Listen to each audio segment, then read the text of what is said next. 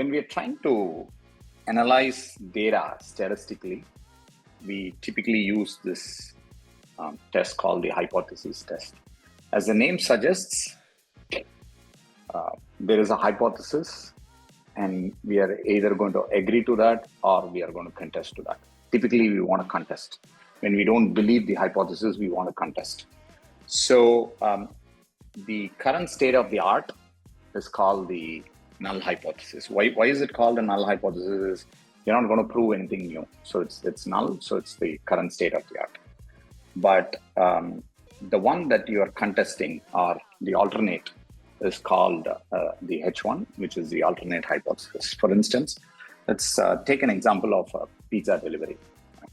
So let's assume that there's a company that's delivering pizza, and their claim is they deliver pizza within 30 minutes. That's the null hypothesis. That's the state of the art. That's the claim. But however, we personally feel that they don't deliver it in under 30 minutes. And we want to contest that. So that's the null hypothesis. Okay. So there's typically two contesting stuff. One is H0 and the other one is H1. Now, we're going to analyze the data and see which of these hypotheses holds good.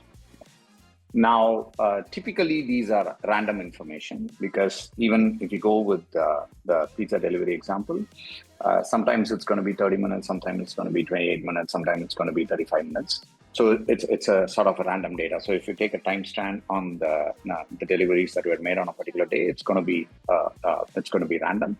The next day you take, it's going to be random. Right? So we don't talk about a deterministic value. We talk about percentages or probabilistic values when your data is random. In that case, irrespective of whether we agree upon H0 or we reject H0, the question is, what is our confidence on that rejection or acceptance? That's where this confidence comes into picture, which is 95%, or it could be 99%. So we take 95% for one-time test, and 95 and 5% for a two-day test. So what it means is 95% is about 0.05 variation from the normal. If it is away from that, or these many standard deviations away from the mean, then it is statistically significant.